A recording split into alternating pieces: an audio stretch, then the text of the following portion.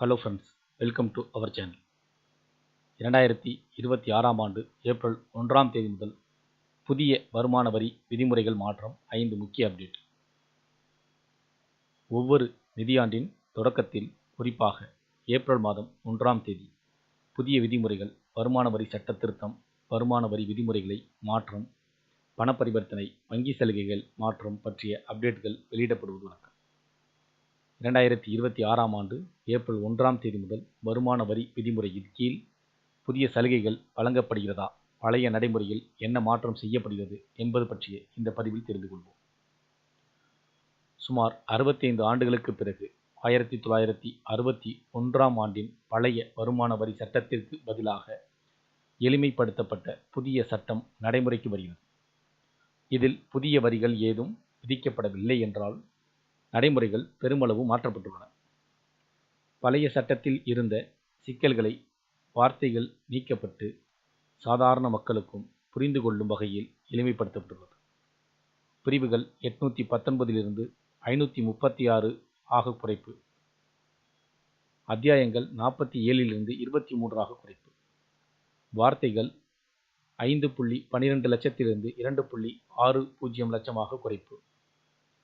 இதுவரை சென்னை, மும்பை, டெல்லி, கொல்கத்தா ஆகிய 4 பெருநகரங்களில் வசிப்பவர்களுக்கு மட்டுமே அடிப்படை சம்பளத்தில் 50% வரை HRA வரி விலக்கு வழங்கப்பட்டது. மற்ற நகரங்களுக்கு 40% மட்டுமே இருந்தது. புதிய விதியின்படி இப்பொழுது சென்னை, டெல்லி, மும்பை, கொல்கத்தாவுடன் ஹைதராபாத், புனே, அகமதாபாத், பெங்களூரு ஆகிய நகரங்களுக்கும் சேர்க்கப்பட்டுள்ளன. இந்த 8 நகரங்களில் வசிக்கும் மாத சம்பள ஊழியர்கள் இனி 50% வரை HRA வரி விலக்கு பெறலாம். வரி கழிவு பெற வீட்டு உரிமையாளர்களுக்கும் வாடகைதாரர்களுக்கும் இடையேயான உறவை தெரிவிப்பது இனி கட்டாயமாக்கப்பட்டுள்ளது.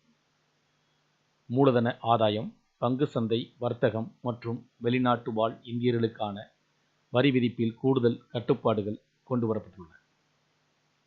வெளிநாட்டு வருமானத்திற்கு வரி சலுகை கோருபவர்களுக்கு அந்த தகவலின் உண்மைத்தன்மையை சரிபார்க்கும் பொறுப்பு பட்டய கணக்காளர்களுக்கு கூடுதலாக வழங்கப்பட்டுள்ளது.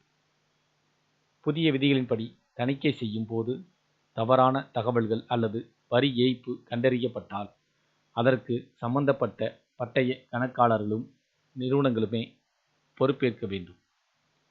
பான் கார்டு நகல் மற்றும் தணிக்கை கண்காணிப்பாளர்களை தீவிரமாக சரிபார்க்க உத்தரவிடப்பட்டுள்ளது.